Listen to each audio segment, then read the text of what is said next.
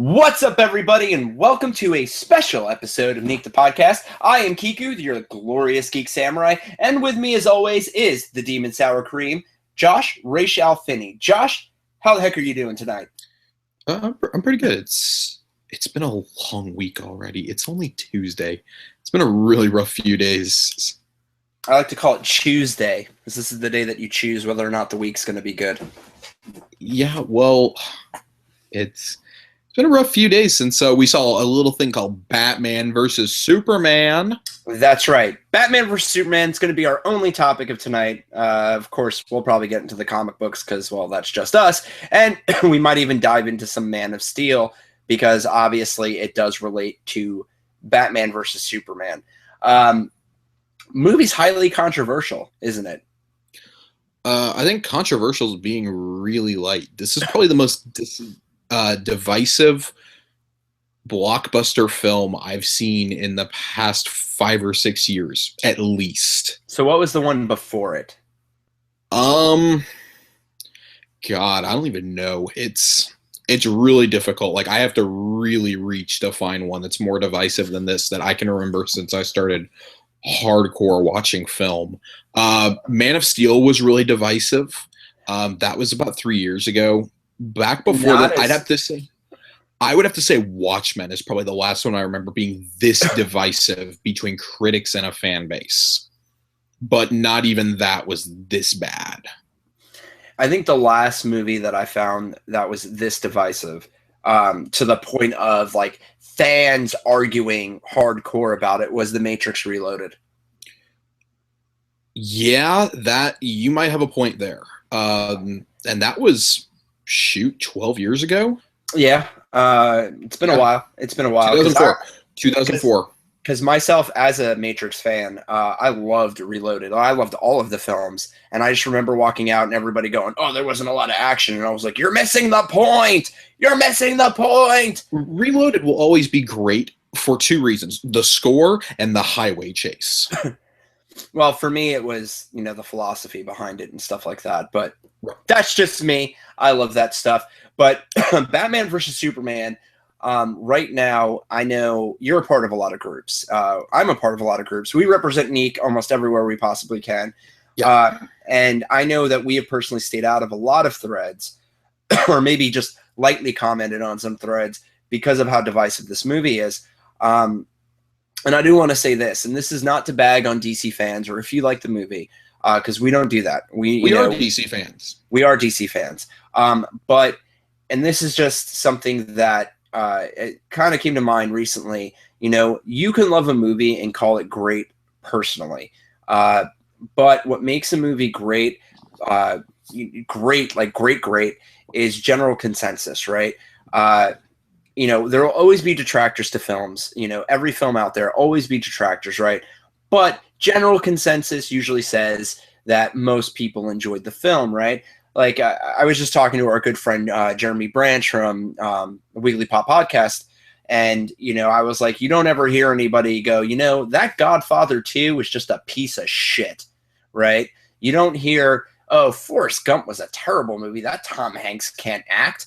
And it's general consensus, but that doesn't mean that you can't love a movie and everybody else doesn't like it. I just admitted I love the Matrix movies, and most people I talk to are like, those movies sucked after the first one. Right. I mean, you and I have that argument pretty regularly. Yes. I detest the second Matrix movie for reasons outside of the 2 I just listed. I love the first one and the third one. I don't like Reloaded, though. I skip Reloaded when I watch the Matrix trilogy. Chelsea and I, for example, I love the Lord of the Rings trilogy. She loves the Lord of the Rings and the Hobbit. I refuse to watch any of the Hobbit movies past Unexpected Journey. I think they're derivative after. I think they're terrible and should never have been made. They're film abominations. She enjoys them. I mean, I'm not going to sit there and tell her to her face, you should not watch these. These are god awful. Yeah. I'll share my opinion one time and one time only, and that's it. But if she wants to watch them, we'll watch them. Let's not pretend like we don't all have our guilty pleasures. And I think this goes a little more than guilty pleasure, right? Like, my guilty pleasure is I, Robot with Will Smith, right? Horrible adaptation of Isaac Asimov. But, I mean, it's a fun movie, right? Black Cauldron. Hey. Black Cauldron. That's not a guilty pleasure. That's just a phenomenal fucking movie that everyone needs to go watch. Treasure Planet. I'm admitting on camera, I love Treasure Planet. As do I. We're going to keep doing this. But to move on, and obviously we're saying this now because me and Josh and I, we did not like Batman versus Superman. And as we get into this review, we're actually going to, this is probably going to be the movie that we critique the most, but with honest to God,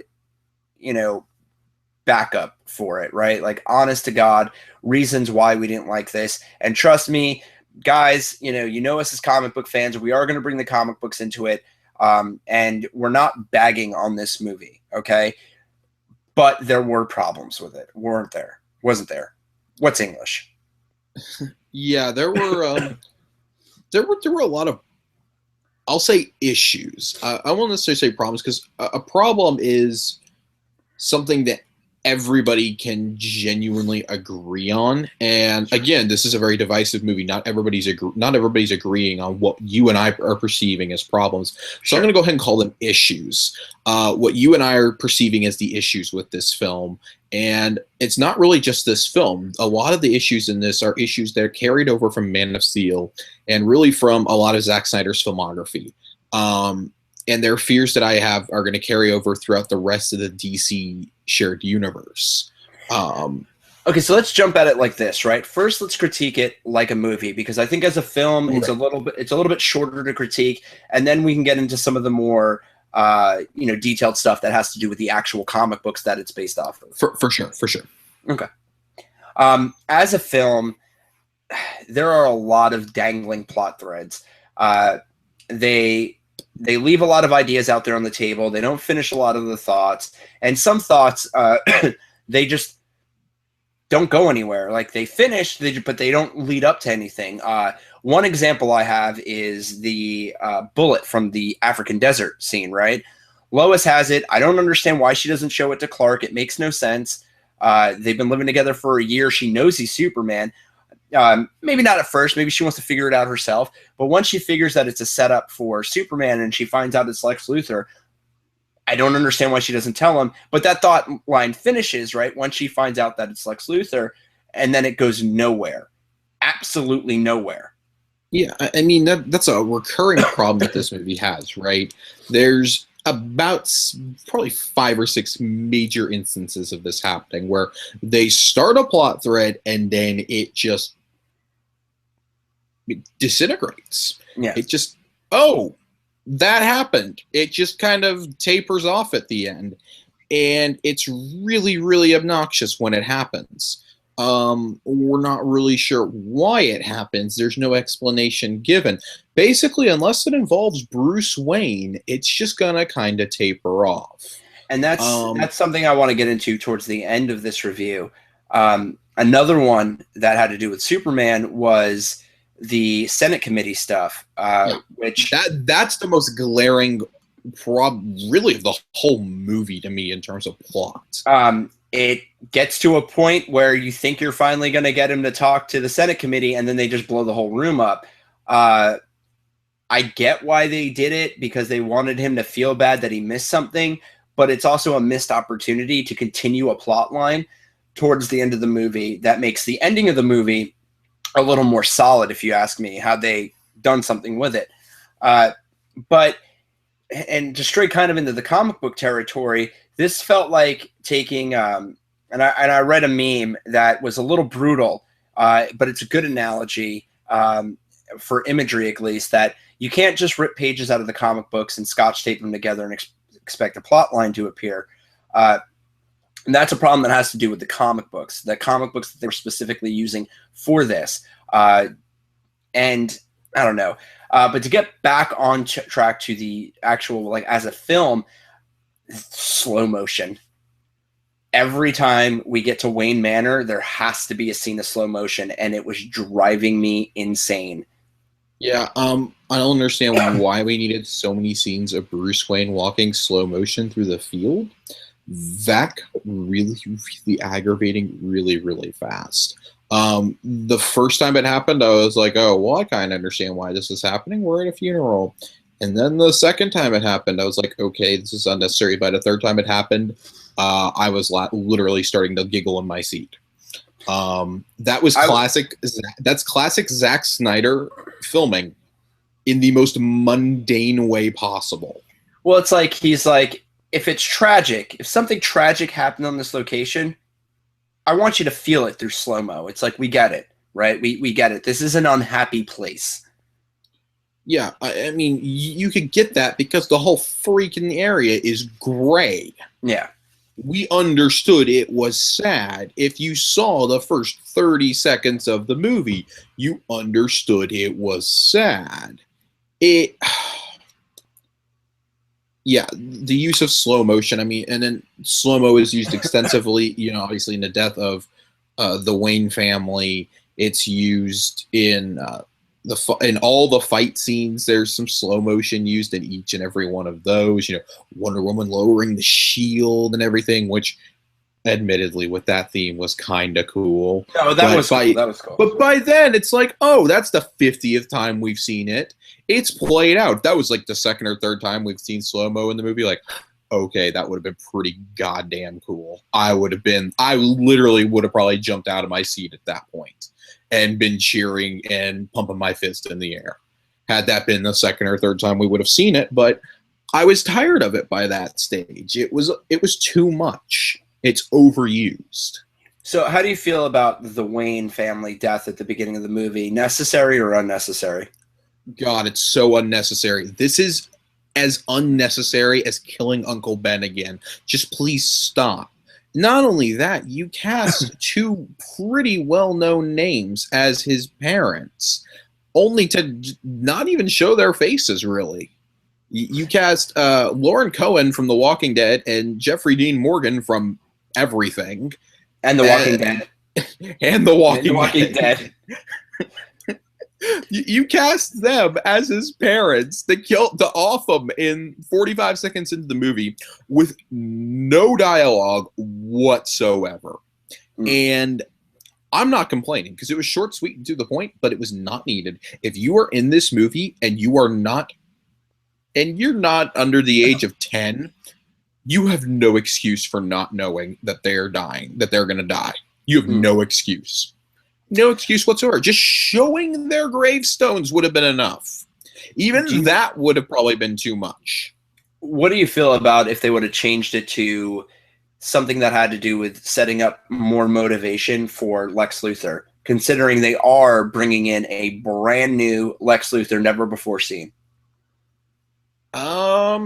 Like if they would have shown Lex's origins at the beginning? Yes.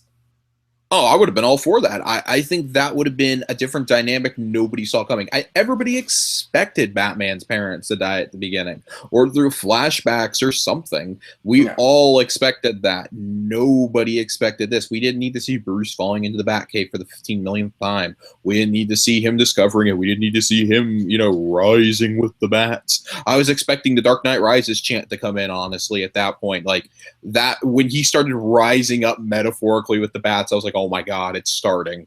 Like, oh, the cringe is starting already.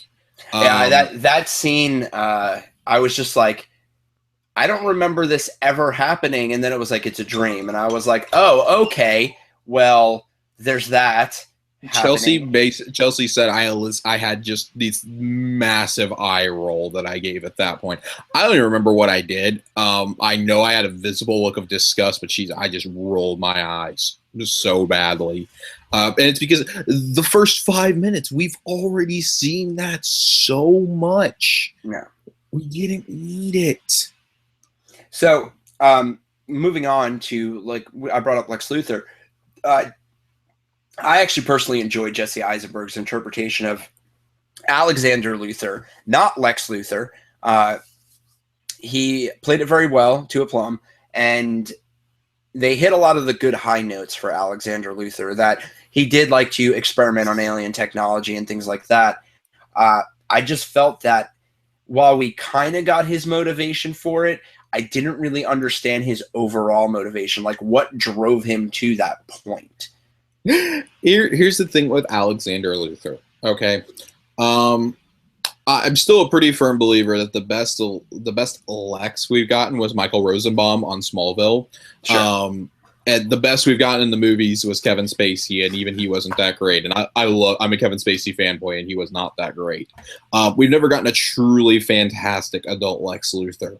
That being said, Jesse Eisenberg was a lot better than I thought he was going to be. I was expecting somebody who just stumbled out of Woodstock, which, to his credit, he still kind of played him as that.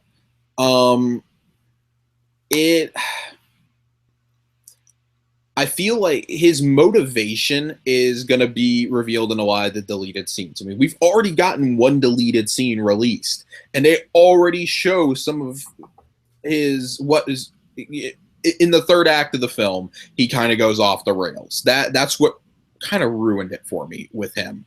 I liked him up until he kind of disappears during the third act, which great, get him off screen because he kind of went a little loopy there. When Bruce Wayne visits him at the end of the movie, he's psychotic. He's like babbling about Darkseid and all this stuff. Like, how does he know about that? Well, surprise, Zack Snyder's already given us a deleted scene a mere 5 days after the movie came out. What other movie has ever done this? And it reveals how he knows some of this.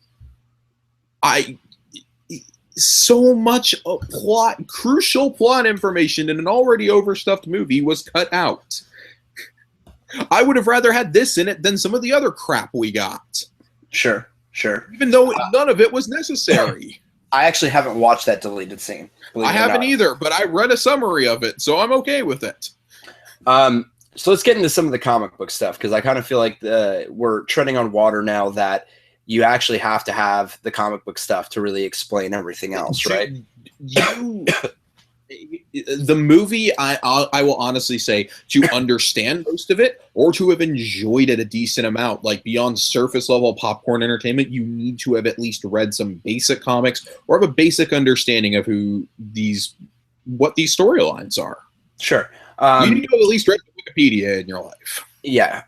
But I think, at least in my opinion, and I think you agree with me on this, the books that you would really need to know are Earth 1 Superman, The Dark Knight Returns, Superman, not For Tomorrow, Birthright, because that's really your first taste of Alexander Luthor. And what's the other one that I'm thinking of? Oh my God. It's a Batman book. We'll just go with those three for right now.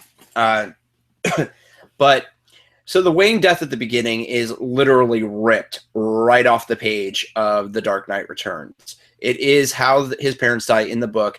And hey, that's fantastic. You know what I mean? It's almost a shot-for-shot recreation, and that's cool, but it's unnecessary, as we said before. There's no reason for it.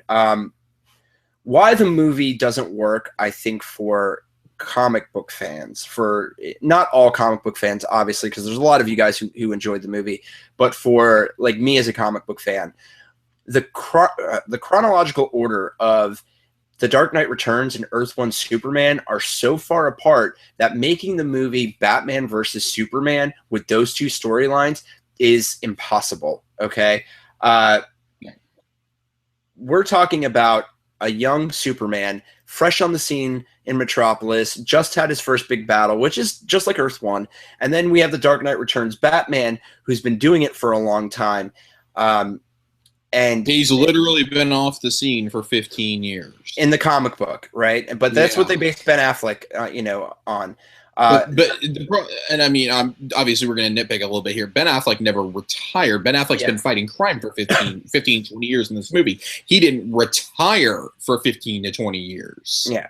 So when you're looking at these books, they don't match up because the main draw of the fight between Batman and Superman, what makes them the greatest friends and the worst enemies, is that they are flip sides of the same coin. They want the same thing. They want justice. They want to protect people. They want to stop the bad things that happen in the world. The only thing is that Superman does it through hope, right? Mm-hmm. He wants the world to change through hope, while Batman wants to change the world through fear. When Superman flies over you, you're supposed to think there's going to be a better tomorrow. When you see Batman swinging from a skyscraper, you're supposed to be afraid to do anything wrong because you know he's watching. But they both have the same, end game. They want people to feel safe. So when you get to this battle, Batman versus Superman, it's based off The Dark Knight Returns, which they had been friends for 40 years, right? Like, I mean, they'd been friends for a long time. And these were two conflicting ideologies that had been bashing against each other for all that time.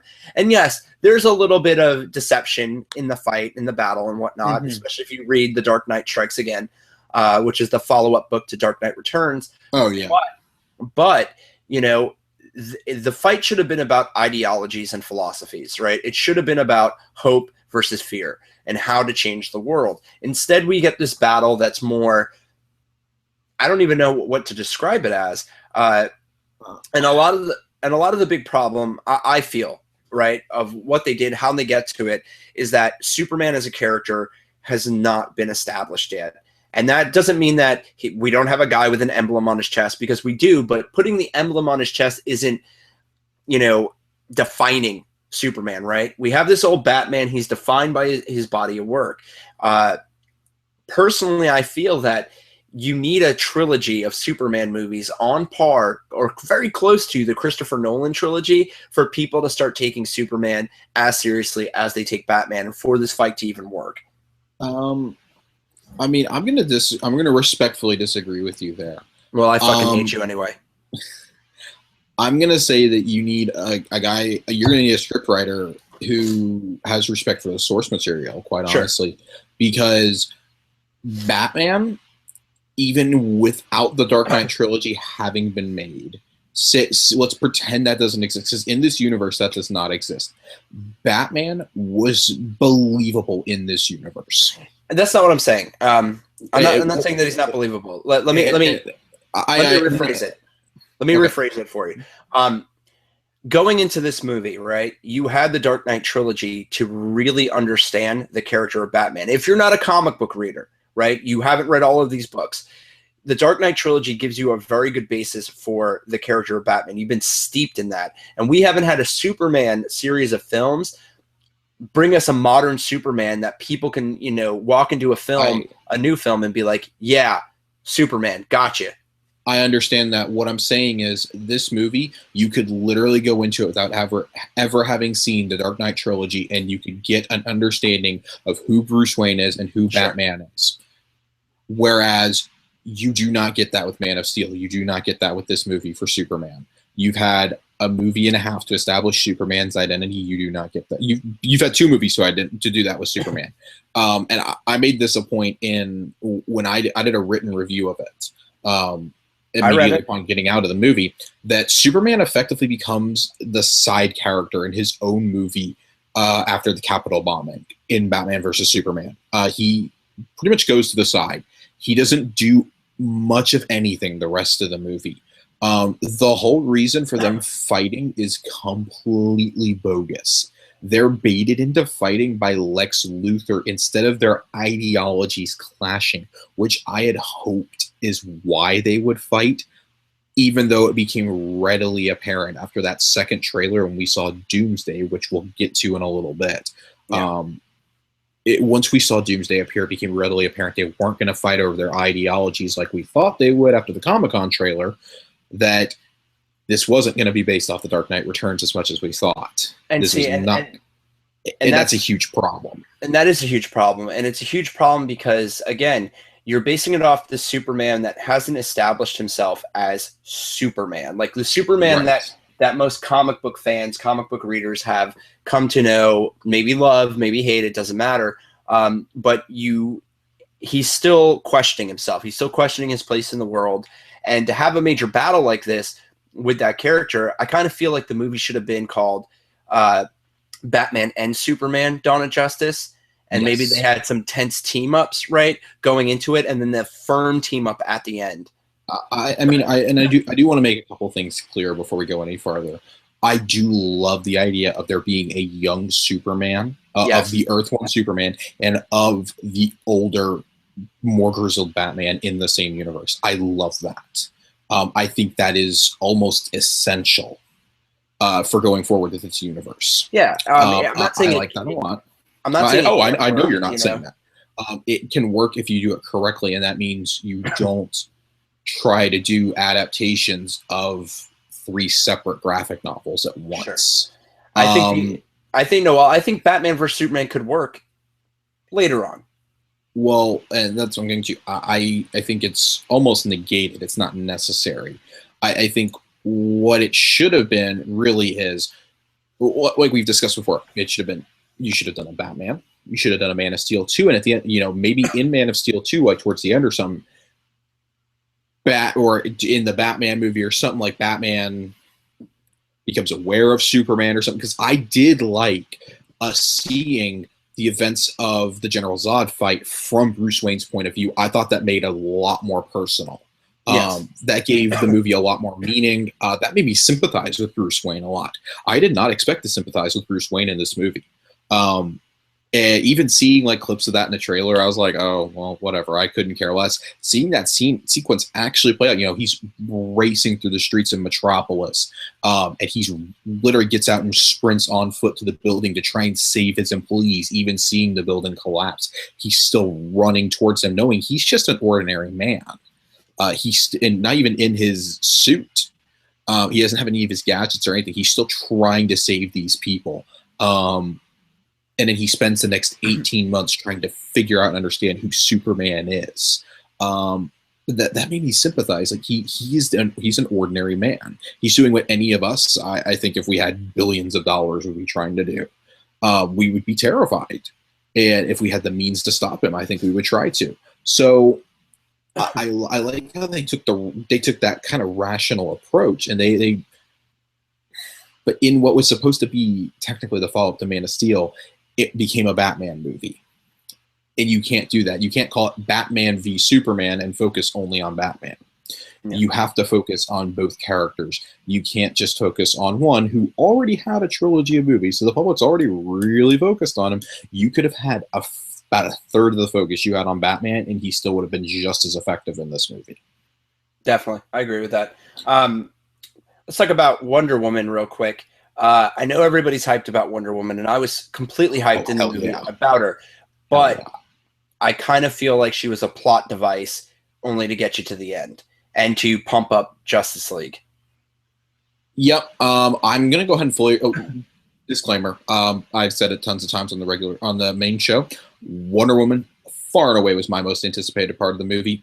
Did not disappoint at all. I was so excited to see her on the screen.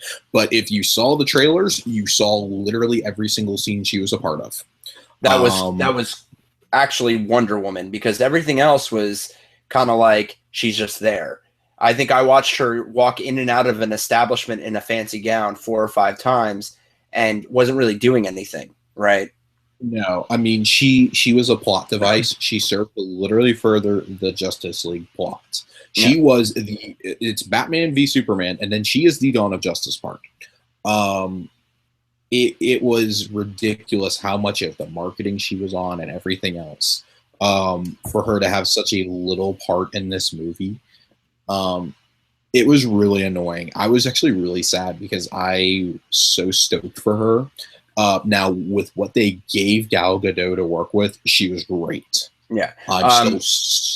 I'm still hella hyped for that movie, but I'll get to my other major concern of hers when we discuss the metahumans. Okay.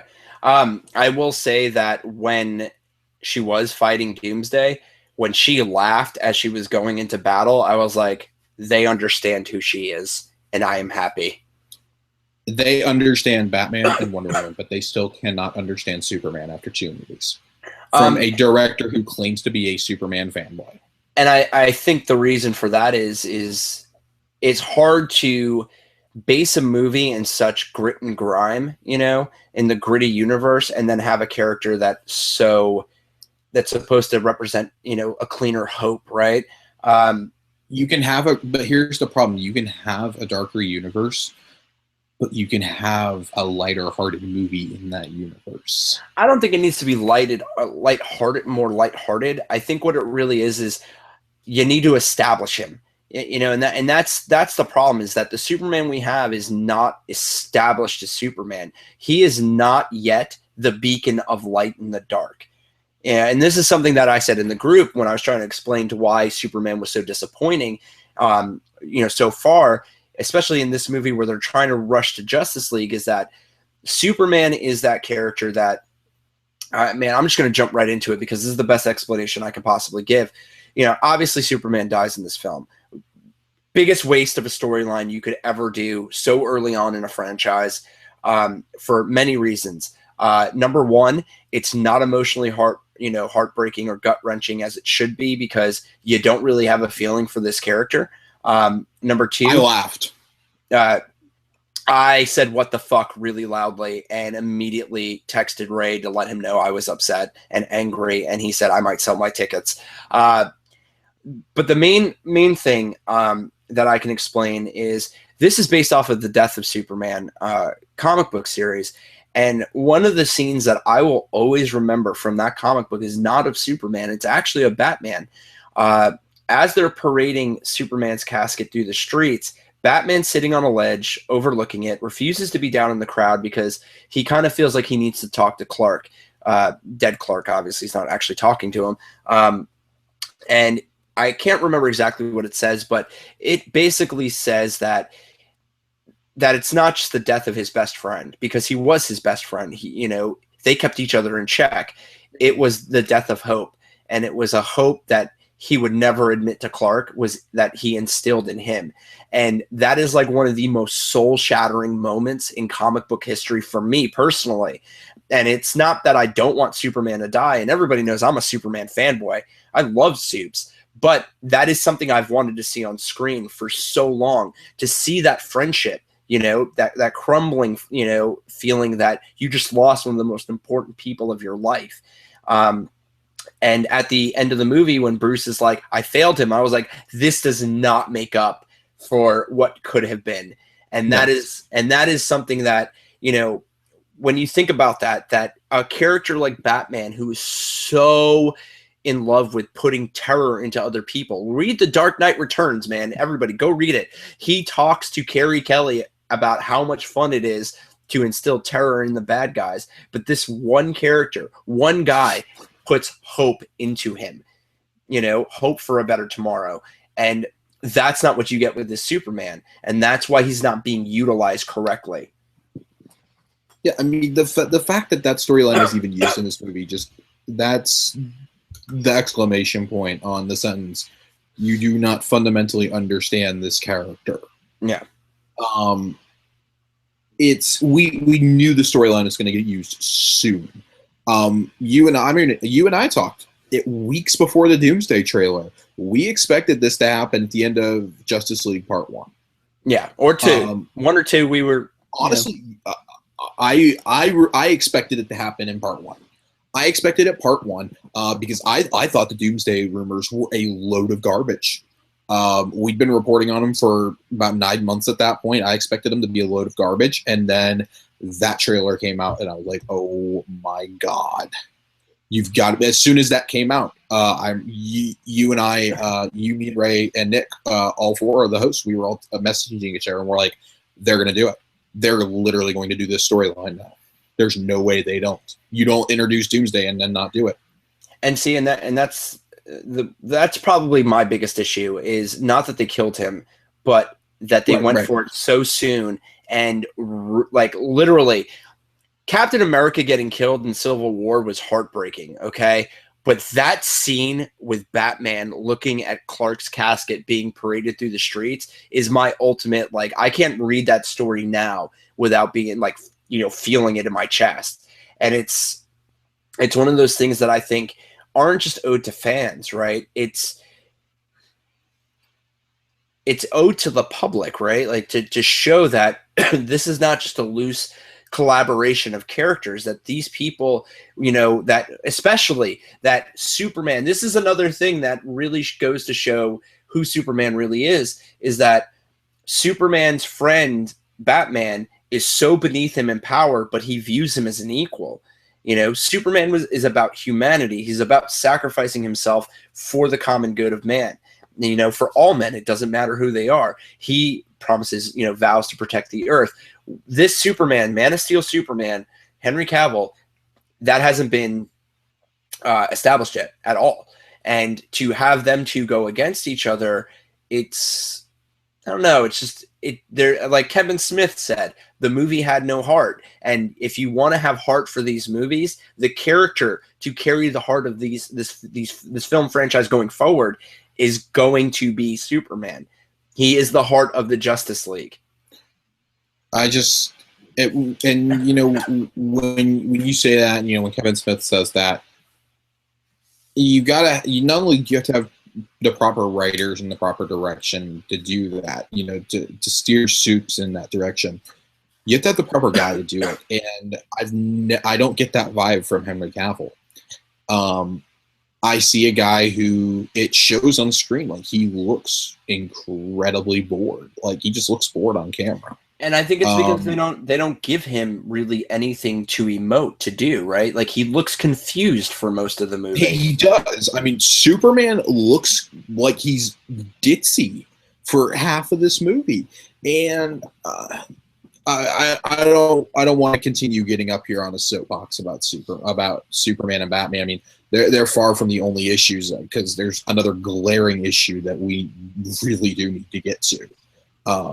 Regarding the rest of the Justice League, sure.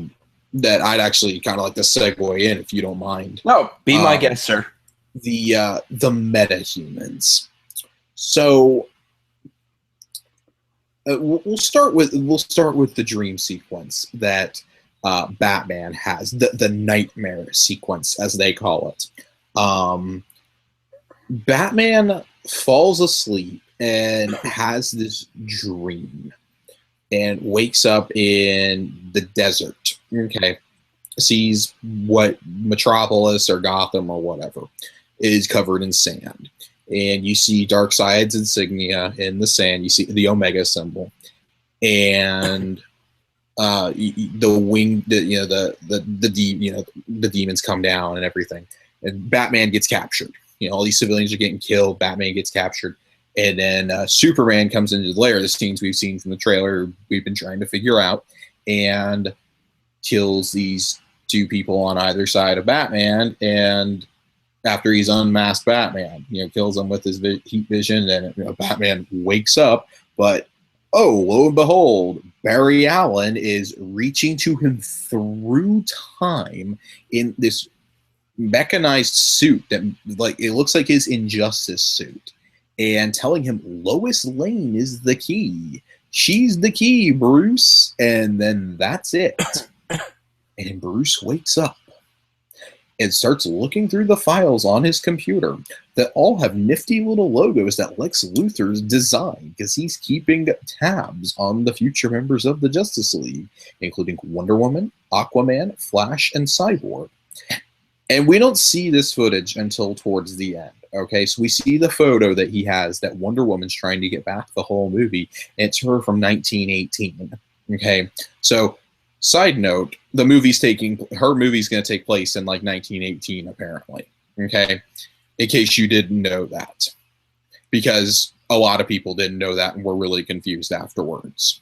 Well, yeah, because it's their Captain America. Oh yeah, but a lot of people didn't know that because it hasn't been like super out there unless you've been following this. Sure. You have Aquaman, which is just Jason Momoa swimming up to the camera pretty much.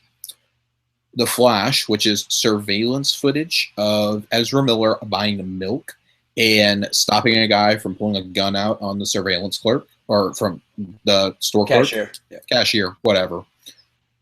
And then Cyborg getting created. I don't even know if we can count that as a cameo, but we will. It was a cameo for his dad, who I can never remember the actor's name, but I loved him in Eureka. Yeah, he really familiar actor. We've seen him in a lot of stuff. So all of this is just shoehorned in the laziest way possible. It wasn't even like cameos like, oh, they're out there in the world. It's like, we're watching them on surveillance footage. You know what actually really bothered me about And that? Lex Luthor designed their logos because he's a creepy little bastard. Do you know what actually really bothered me about that? Is that, Everything.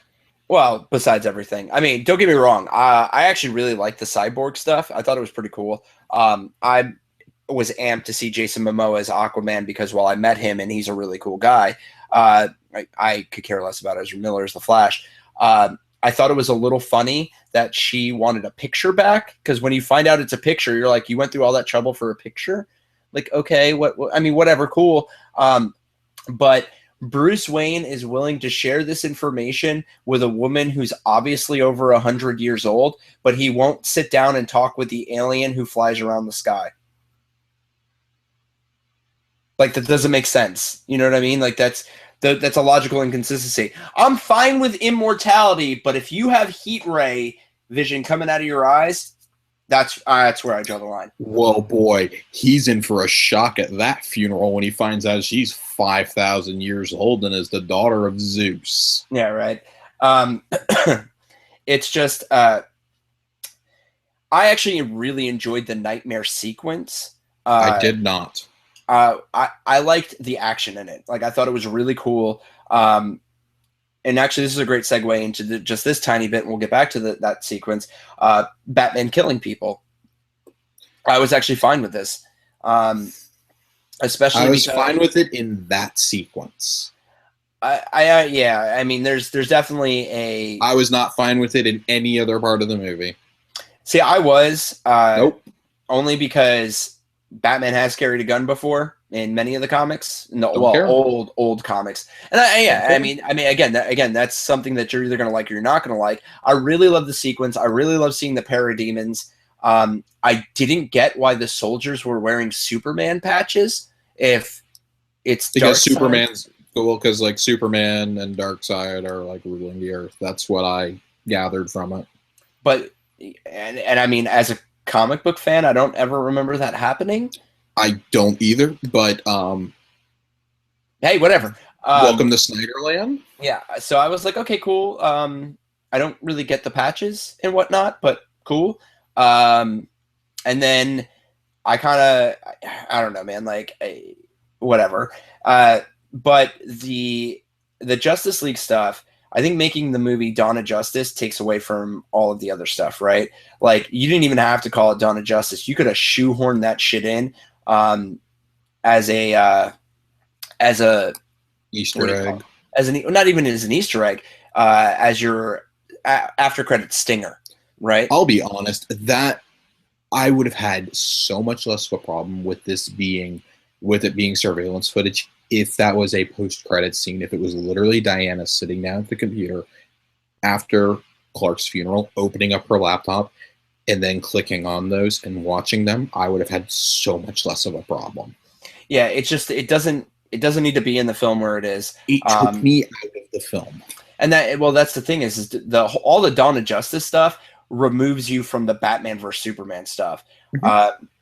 And this is again really isn't Batman versus Superman to begin with. Yeah, this is a symptom of these people, or the WB, DC, whatever you want to call it, Snyder, rushing to get to Justice League. And call it what you want. To have people say that it's they don't want to do things the Marvel way, but following the format of Marvel isn't doing things the Marvel way. You can still make your own movies, put them, make them dark, make them gritty, but build your universe. And this is something Ray and I have many a times discussed on the main show, which is you want to build a universe. You want to build a living, breathing, universe of characters and places and themes, so that every time you come back to a movie, you don't have to waste time on foreshadowing. You don't have to waste time on anything. You can just constantly build and build and build and build. Speeding all this stuff up, you're taking classic storylines from the comics that could be fabulous, movies that tie into everything else, and trying to, jam them into this one film that just doesn't make sense. And again, this is where we were talking about earlier, where, you rip the pages out of these different comics and scotch tape them together. It doesn't make a plot line. Unfortunately, Earth 1 Superman and Dark Knight Returns Batman, very hard to put together if you're trying to use a lot of the themes of those books. You want to have these, strong themes for these characters, because DC a lot of the times has stronger writing, or used to have stronger writing, than Marvel. These characters are prime and ready to go. Give us the meat of these characters. Don't worry about fan service. And that's something that I wanted to segue into, is that a lot of the film feels like fan service. And there was an article I read, I can't remember the author's name, but he talked about how fan service can destroy a film. And yeah, it was really cool to see a lot of those scenes ripped right off the pages of like Earth One and off The Dark Knight Returns, but they didn't fit together. So as somebody who enjoys one storyline through and through, I didn't get it. It was cool to see, but I didn't get it. You know what I mean? Right. I mean, like, that's one thing we can say about the film. Visually, it's like any Zack Snyder film. It's beautiful, absolutely gorgeous, except for Doomsday. But yeah, except for Donatello's cameo. It's a gorgeous film, but a good-looking film only gets you so far. You have to have plot. You have to have sustenance. You can't just throw it together and expect it to stick. I mean, there's a reason why when we talk 300, it's not exactly talked about for its plot. Yeah, there's a lot of scenes in 300 and in Watchmen that are pulled directly from the pages of their respective graphic novels, but that doesn't mean that they're great screenplays, Yeah, well, Watchmen follows very close with the graphic novel, I'll say that. Okay, but 300, Frank Miller had to come in and write that screenplay. This one through so many different rewrites. Goyer wrote the original screenplay. Chris Terrio came on 6 months after it was announced and rewrote, so we don't even know what's Goyer and what's Terrio in this. We don't know what Warner Brothers came in and said, no, you must do this. Like, we do not like this, you must do this. I think a lot of the Dawn of Justice shit was Warner Brothers. And I don't even know what that, because we of course had the Snyder interview the week before the movie came out where he said, Chris and we talked seriously about wanting to put the Joker and the Riddler into this movie. And it's like, okay, so at what point does all of this stop? At what point do you stop trying to cram things into this movie and just try to tell a cohesive story and leave the universe building to several movies and not try to catch up to an entire universe in one film? Like, you don't have to do it in one movie. I mean, nobody expected this to be a movie on par with the Avengers. We expected this to be an epic that we'd never seen before, because it was the Trinity in one film for the very first time. And we got that. Batman, yeah, we got that, but maybe not to the level that we wanted it to be. And the quality, and of course, the quality is debatable, as with any sort of media. It's up to your personal interpretation. Personally, neither of us cared for it. That's just the reality of it. It's a really decisive film. It's going to be one of those that will be debated for years to come. It's going to be one of those, though. Oh, go ahead. Oh, no, go ahead. Keep going. No, I was going to say, this is one of those that's going to be debated for years to come, because if this universe takes off, then, and it becomes this raging success, which you and I both hope it does. Yes. Of course, you want that. We love all of these characters. We want to see these stories come to life. We want Justice League to be this giant, awesome epic. We want an alternative to the Avengers. Of course, seeing the Avengers was a dream come true. But when I was watching the Avengers, it's like, man, what would I give for an awesome Justice League movie right now? Like, sure, seeing Christopher Nolan's Batman trilogy had been awesome. I was preparing for The Dark Knight Rises to come out at the time, but I really wanted an awesome Superman movie. I wanted a Justice League movie. And then when they announced Batman versus Superman in 2013, I was like, oh my God, yes, I'm going to get The Dark Knight Returns. Imagine my surprise now when that's not really what I got. And my all-time favorite story was butchered.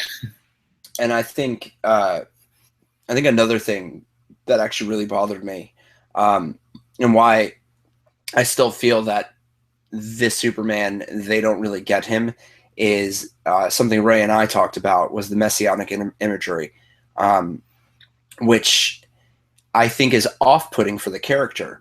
He's not God. He's not Jesus Christ. He's not the Messiah.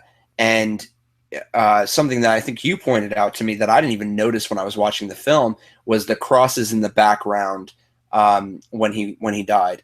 And I was just kind of like, really? Like, you know, that's been something that they toyed with once, right? Superman played God once, from what I remember, in a series called For Tomorrow. And it's a very interesting book, and I recommend it highly to anybody.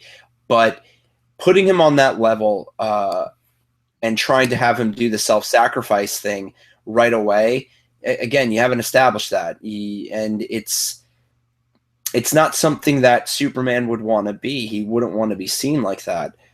So it's I don't know. There's a lot of issues, and I think a lot of it is not just from. I know people probably listening to this will be like, "Oh, Superman fanboy didn't like the fact that Superman wasn't prominent in the film." It's not that.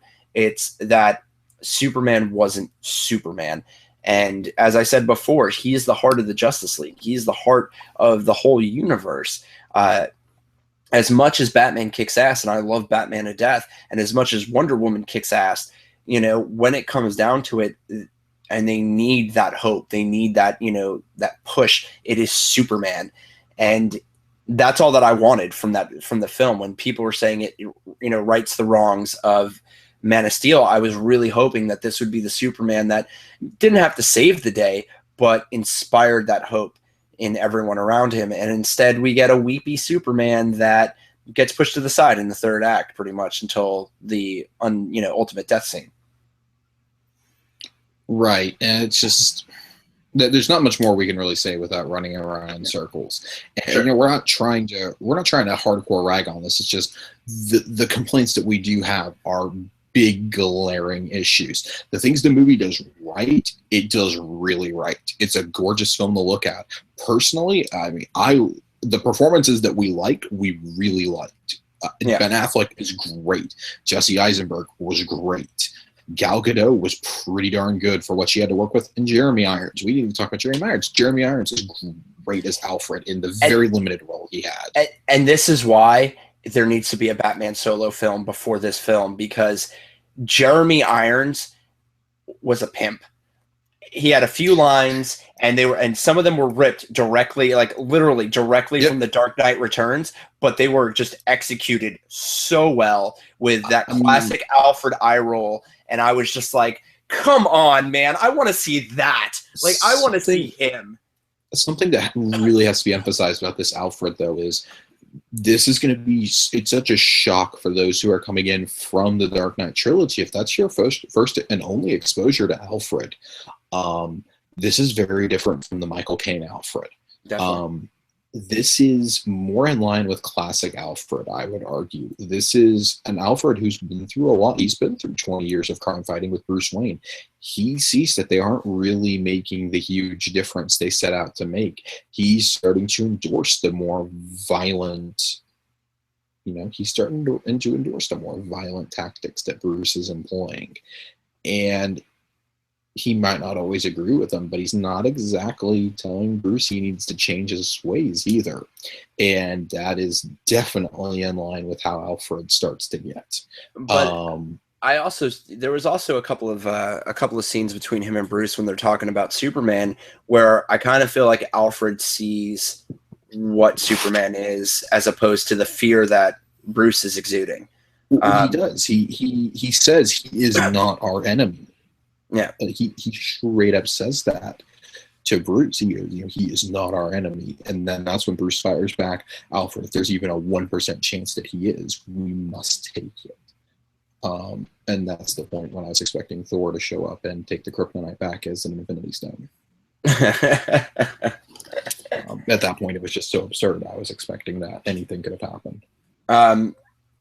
So, what would you do to make this film better? I mean, honestly, I'm going to keep coming back to the argument that I've been making for the last couple of months. I would split it into two films. One, I would drop the whole Batman versus Superman persona right off the bat. It doesn't need to happen. I would make a case that you need to do a Man of Steel 2 first, and then you need to do a Batman or either a Man of Steel 2 first or a Batman solo film, and then do Batman and Superman. And then you do Wonder Woman to set up for Justice League. Because there really is no need for them to fight. There's absolutely no need for that, in my opinion. When they finally did, to me personally, it was incredibly underwhelming. It didn't really, it was, by the time it happened, with how awkwardly paced the fight was and how Batman had the upper hand on Superman for a good chunk of it. That was pretty much par for the course for the movie at that point. And the fact that Lex Luthor's kind of the one who got him the fight, like, Superman had no interest in even fighting Batman until that point. So I didn't understand that at all. Yeah, I would drop Batman v Superman, Batman and Superman. Make it 2 movies, Batman and Superman. And then either the first one needs to be either a second Superman film or probably a Batman film, honestly, because Ben Affleck was the major strength of this whole movie. Yeah. And then have them do a team-up film. Introduce Wonder Woman in the 3rd act of that movie to set her up for her own. Definitely. And then reunite them all in the Justice League, because that would allow Superman to go off and start forming Superman and Batman to start forming the Justice League together. I'm with you on that. Personally, I feel they should have done Man of Steel 2 first. I think you really need to set that character up. It's my biggest fear about the Justice League universe that they're creating right now is that Superman is going to be kind of pushed to the side because they don't know they don't exactly grasp that concept, right? They don't grasp that concept, and the fact you have one of the big names in Hollywood as your Batman right now. Yeah. Who's likely going to write, star, and direct his own movie.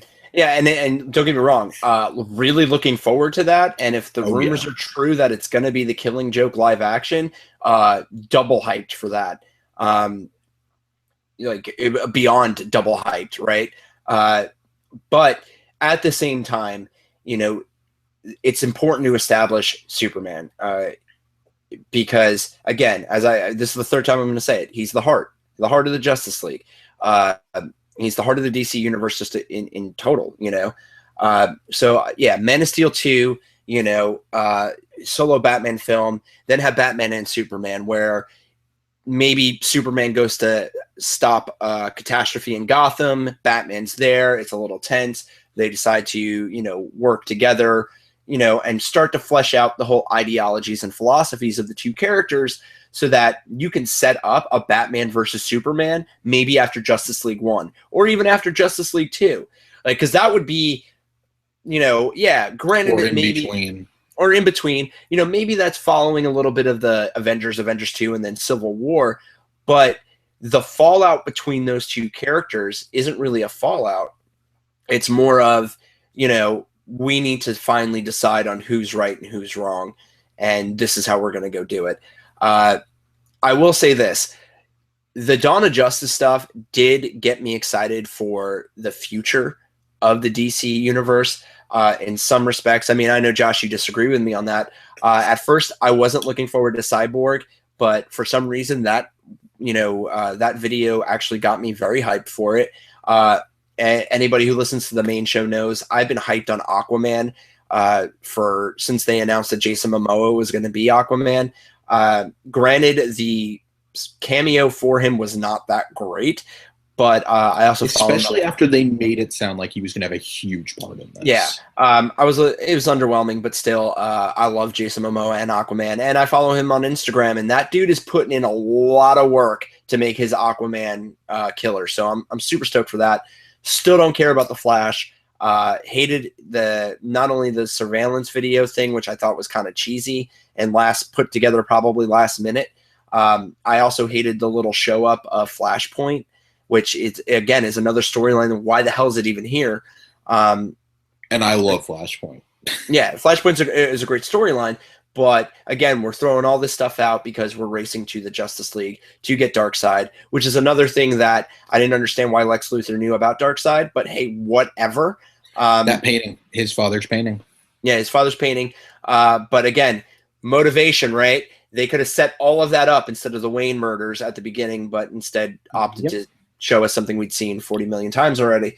So now, I have a question for you now. Sure. Not to cut you off or anything. No, go ahead.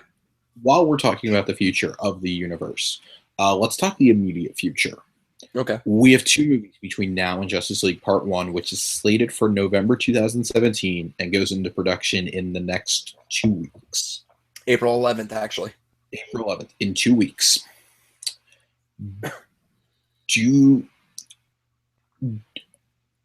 Is Justice League... We're going to go ahead and assume that Suicide Squad will be a moderate hit.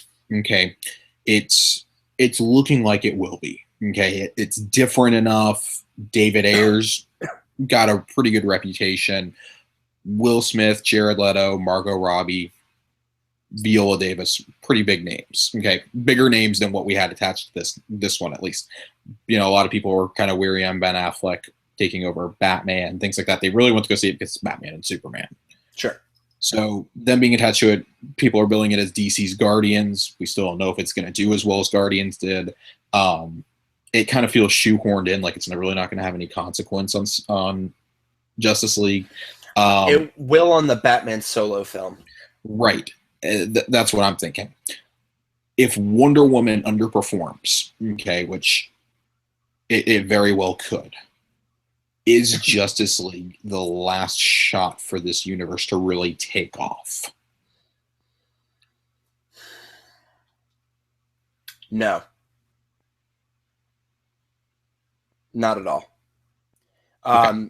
I'll put it to you like this. Because at that point, the only reason why I ask is because at that point we are 5 movies in.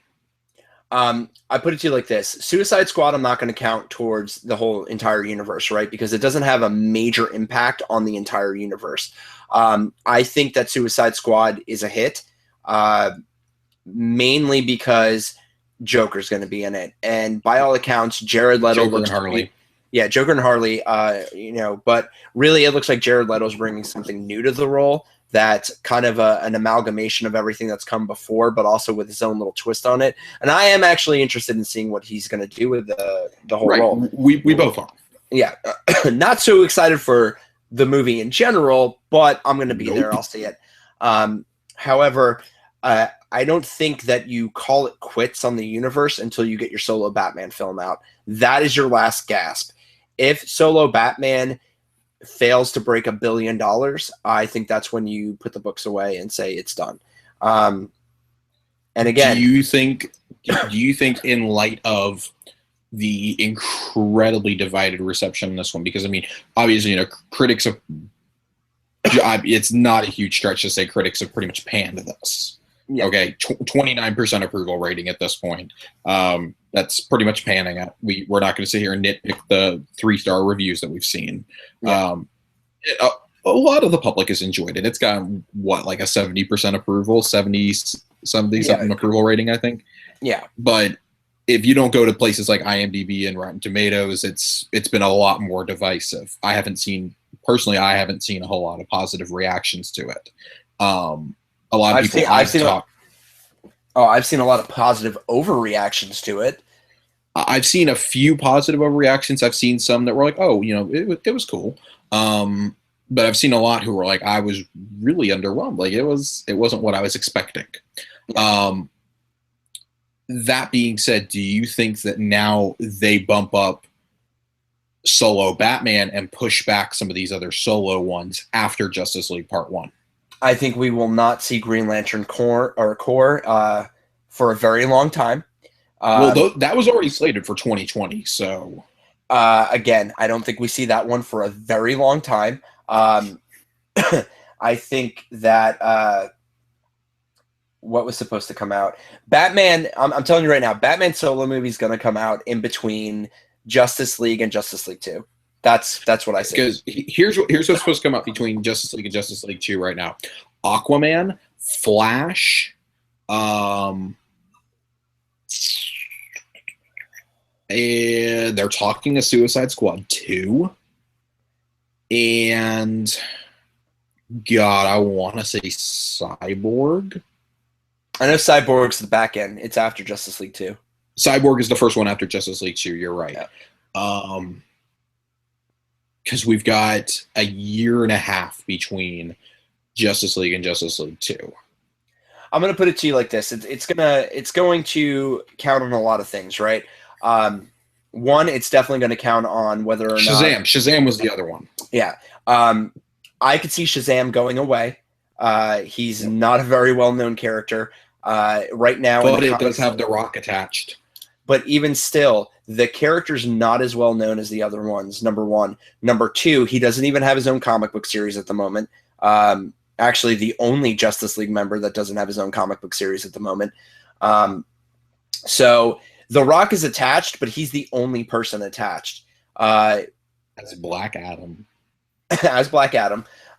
But, again, Batman solo film, I don't think Wonder Woman underperforms whatsoever. In fact, I think Wonder Woman is going to be a hit like everybody thinks it's going to be. What really is going to depend on whether or not Batman solo film gets pushed up faster is going to be what Justice League does, what Aquaman, the buzz for Aquaman is on test screens, and then also what Marvel is doing at the time. Because as you have these new characters out, Marvel's putting out new characters, right? This year we get our first brand spanking new solo film with Doctor Strange. Then we have Black Panther coming out. Another Ant-Man movie, Ant-Man and Wasp. If those movies really start to crush DC, they're pushing solo Batman up to get back some momentum. Well, because the other reason why I ask is because when Justice League Part 1, as they're calling it, comes out next November, it's coming out the same month as Thor Ragnarok. It's going to crush Ragnarok. Let's be completely clear there. Okay. Sure. It's coming out 3 months before Black Panther and 6 months before Infinity War. We've been saying for a long time, we really feel like Infinity War is going to kind of be like the last hurrah for the comic book genre for a while. Yeah, that's true. Once Part 2 comes out, that's going to be it. It's going to go away.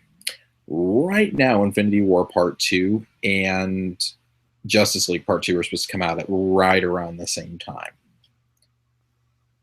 Does DC flinch like they did here with BVS? They bumped BVS up by 3 months to get out of the way of what was at the time just Captain America 3. It wasn't even known as Civil War for another 3 or 4 months. You have to. I'm sorry.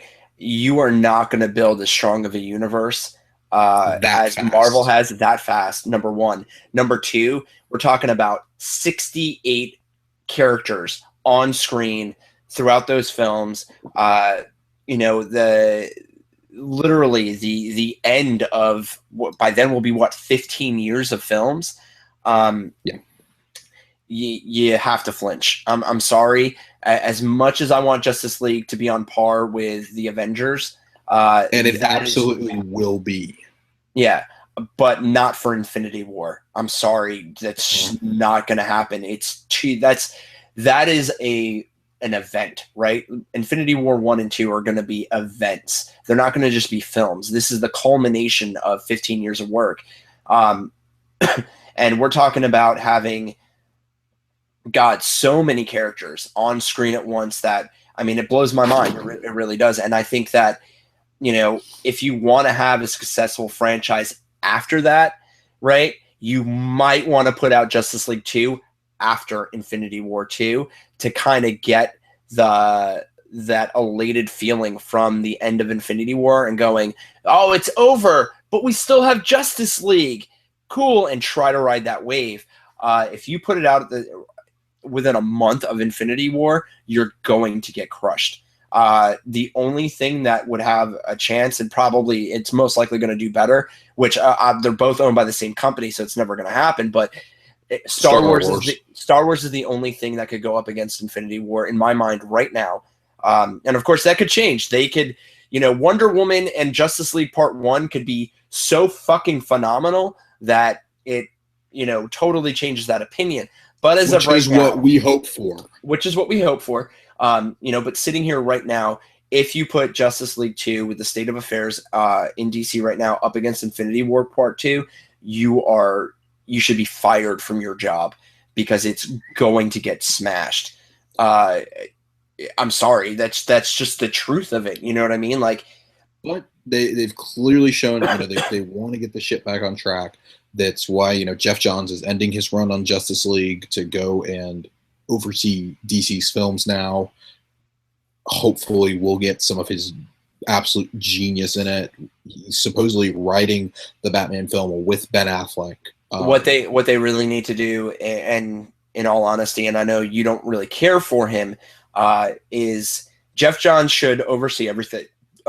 If they could get Jim Lee to do it, that'd be great. But Jeff Johns is wonderful as well. But anytime that they write anything Superman, they need to have fucking Max Landis there going, yes, no, yes, no, yes, no.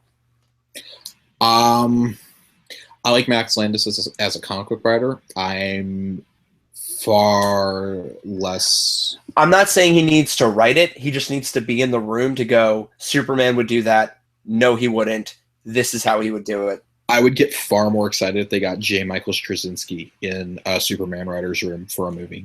See, if they would have done that for Man of Steel in this one, I'd have been super stoked. But now we're leaving. I would cry. We're obviously leaving the Earth 1 Pantheon. Hopefully we're leaving the Earth 1 Pantheon, and we're getting a little further. And I think you need to go back to core, Superman stuff. Or even have J. Michael Straczynski and Max Landis team up and write another Earth 1 novel, and me and Ray would literally burst into flames. Spontaneously combust. I'd cry. Yeah, it would be absolutely phenomenal. But, guys, I think we're going to run out of time now. We kind of went off into areas we usually do on the main show, but hopefully you enjoyed listening to it. Josh, I wanted to do this with you. I did it with Zach Dykes from our cousin podcast, Nerd Cave Network. You are a Batman fan. What are some Batman comics you think people should read either before they go see this movie or after to kind of get a better understanding of what we're talking about? We said it 15 times in this show. The Dark Knight Returns. I would definitely recommend The Dark Knight Strikes Again also, which is its sequel graphic novel. Definitely not as well remembered, but they go hand in hand. They're tandem novels. Yes. Batman Hush. I'm hesitant to say The Killing Joke. I don't really recommend that for this specific Batman.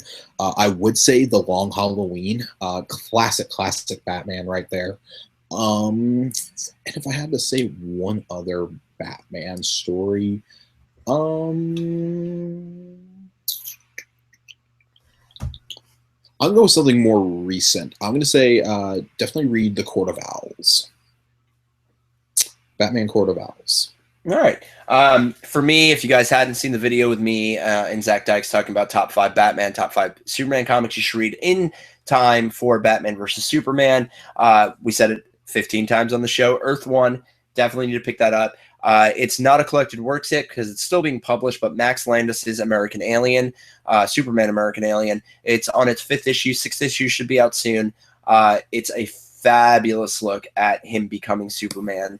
And the 4th issue, he talks to Dick Grayson, and it is a phenomenal interaction between the two. And you can tell Max Landis gets the character. I read Superman 4 tomorrow. It's a take on Superman trying to be God and getting that into his head. It's really great, really crazy. And then I would definitely suggest All-Star Superman if you really want to get to know the character a little bit more. Probably one of the greatest works of Grant Morrison of all time. And if you don't want to read that one, they do have it as a DC animated film. So, and also remember, Ray and I did 2 very special episodes of Pull List. One on Batman and one on Superman. And guess who was the Superman guest? Not Kiku. Definitely not me. We don't like him. That's true. Nobody likes me anymore. I'm everywhere, it seems. I was the guest on the Superman pull list, and our friend Brendan Reed Smith was the Batman guest. Both episodes available now. iTunes, SoundCloud, Stitcher. You know, guys know where to find us by now. So with that, Josh, any last thoughts? No, definitely. I will definitely say this. Obviously, if you're listening this, you've seen it. This was a spoiler cast. Watch the Ultimate Edition when it comes out. I know I will. I know Kiku probably will. It will probably be the last time I ever watch it, but watch it, discuss it with us again. If you have any different opinions than us, please hit us up either in the Facebook group or on Twitter. You can find me at Josh_Finn, 2 N's, and you can find him at Darth Beeps. Please hit us up. Discuss this with us. Tell us how much you hate us, how wrong we are, how much you love us, how much you want to buy us a beer the next time you see us, or you want to give us hugs. Remember, we like German beers. Yes, we do. And Belgium. Yes, we do. And Belgium. For me, I just want to tell you guys, I know it seemed like we really dumped all over the movie, but you got to understand that this is not hating the film. It's loving the characters and the world so much that we wanted more from it. And what the feelings that we get from reading the books, we wanted that elation from the film that just didn't happen. However, if you have not seen it, wanted to watch something from us because you trust our opinions, foolish, but if you wanted to trust our opinions, I will tell you this, and I tell this to every single person that asks me what my opinion is of the movie. Go watch it yourself, form your own opinion, because it is a divisive movie, and really you should watch it. There are some very fantastic scenes in it. Overall, though, the movie does not work as a film. But with that, for me, Kiku, and of course, our Demon Sour Cream, Josh Rachel Finney. As always, guys, have a good week. Go see this film, read some more comic books, and as always, keep it nerdy.